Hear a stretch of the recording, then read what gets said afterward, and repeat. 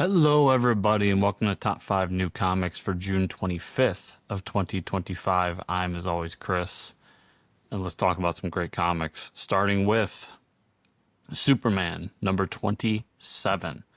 This is written by Joshua Williamson, with art by Sean Izaakse and Eddy Barrows, with ink by Inker-Eber Ferreira, colors by Alejandro Sanchez, and letters by Ariana Maher. So in the last issue, we saw the red Kryptonite infection on Superman and how it's really tearing him apart, turning him into a rage monster, if you will.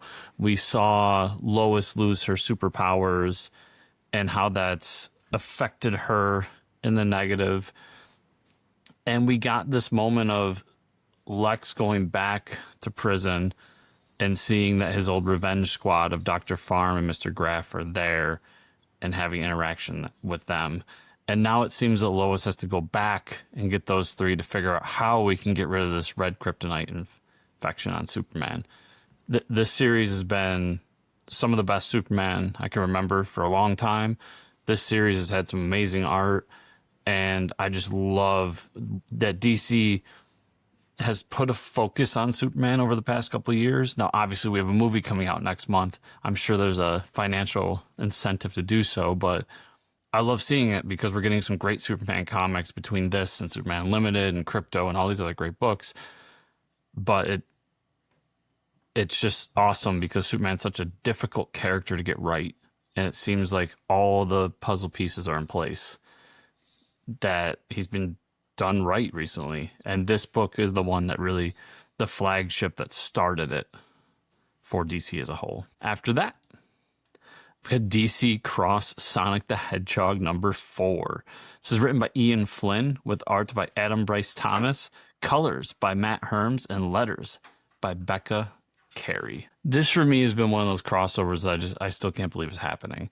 We've got the whole Sonic the Hedgehog crew crossing over with the Justice League. Darkseid coming over to the Sonic universe to take over the Chaos Emeralds. It's crazy action fun. The last issue saw, after the destruction of the Sonic the Hedgehog universe, we saw all the Sonic the Hedgehog characters taking over the mantles of the DC characters. And it was a fun, cool issue where you got to see, all of these Sonic characters dressed up as the superheroes. Obviously, we'll be getting toys of these at some point, and fighting the big bads of those characters.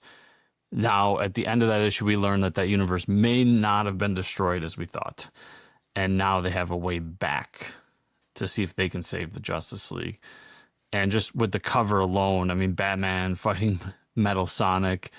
Like I said, this is not going to be the crossover that changes your universe or brings back Alan Moore Swamp Thing vibes or anything like that.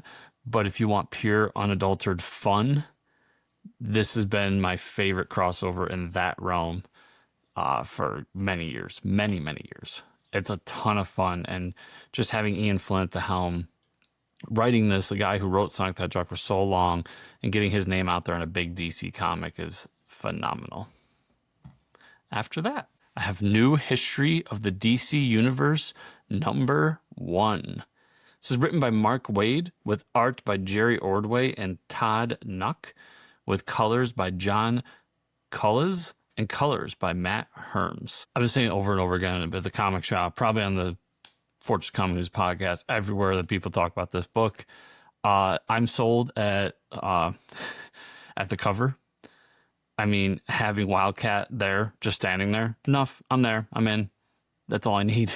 But to be honest, I am excited for this book for many reasons. We've had this idea of the Flash, Barry Allen, going through time, chronicling time and space ever since probably DC Rebirth, if I remember correctly.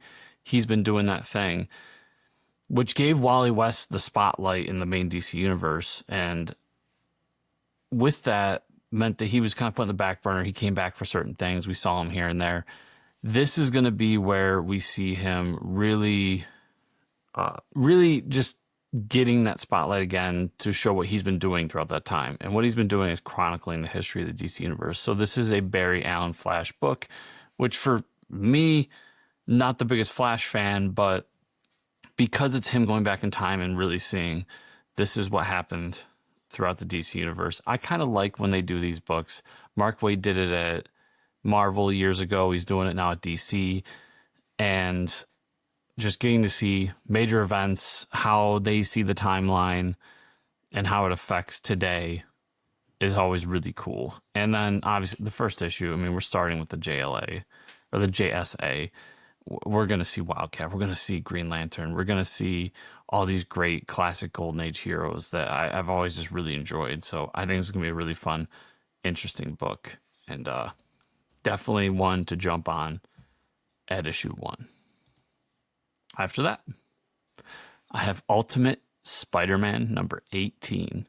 This is written by Jonathan Hickman with art by Marco Cicchetto, colors by Eric Arakiga, and letters by Corey Pettit. So they've been teasing the Sinister Six thing and what's going on and 2 Spider-Man and all this. And we learned in the Spider-Man crossover that Richard Parker kind of enjoying the name Venom and all these different things. There's still so many questions about what's going on, including the whole Venom of it all.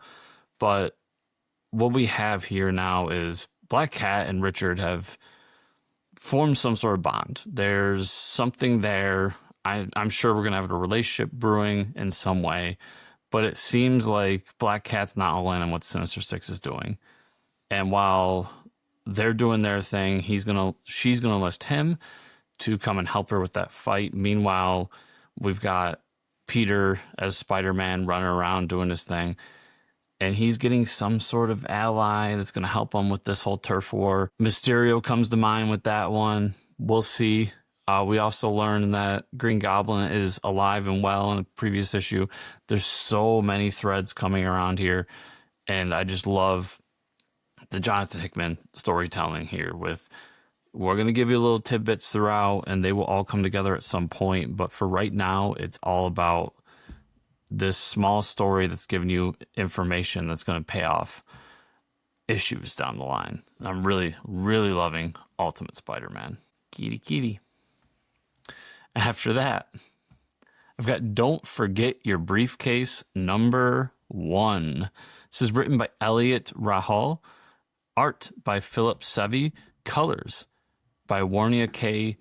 Saadua, and letters by Frank Kvetkov. So as I grab the little kitty who wants to walk around, I've been talking about Mad Cave for years now and how much I've loved what they're doing. They've just made so many great decisions along the way, becoming a premier publisher of comic books and all ages books and all these different things they've been doing. And it all stems from their core comic business for us as comic readers, because they went from the place where let's do a bunch of Mark London books, which were really good, don't get me wrong, to let's see if we can elevate talent inside the industry with their talent search that they do every year. And that's led to some great books like Nottingham and so on and so on. Now they're kind of a premier spot for existing talent and up-and-coming talent to come and do these great miniseries, create our own comics, and this being one of them. And so what is this book? This book is all about the nuclear football, which probably not the greatest timing in today's world, but basically a 10-year-old boy finds it and it all hell breaks loose. Nobody knows where it is. This kid has accidentally brought the entire world on the brink of nuclear annihilation, and what kind of crazy situations come there. I'm sure we'll get some of CIA American people coming to try to find this. I'm sure some sort of enemy, maybe the Russians, will be coming in to try to find it as well and steal it from them. It's going to be a lot of cool intrigue. I'm expecting a little bit of humor involved with it, a little like, oh, shucks me kind of moments.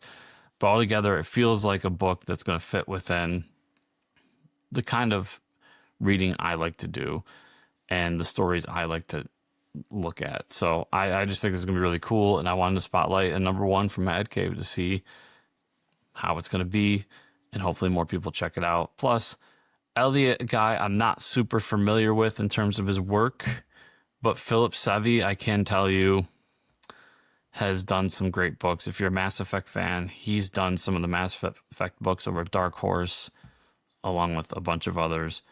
So he's definitely a great artist to be a part of this. While as I'm looking at Elliot as I'm talking, he did some Quantum Woody. He did a couple of creator-owned stuff. This seems to be his big break.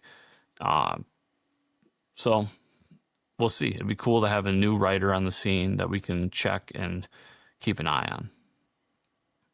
But everybody, that is everything I have for you this week. Please, if you want to support this video, you know the YouTube rules. Like, subscribe, share, comment down below, all that stuff. If there's a book coming out this week you think should have been in my top 5, let me know.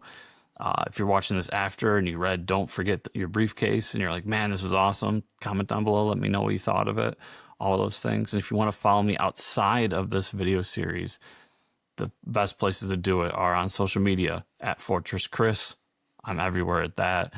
You can watch the Fortress Comic News podcast, which we do every week. We talk about the news. We interview comic creators across the industry. It's a fun show that I do with my buddy Mike. And then there's my Substack, which is chriscomicscorner.substack.com. Thank you all so much. I'll see you here next week.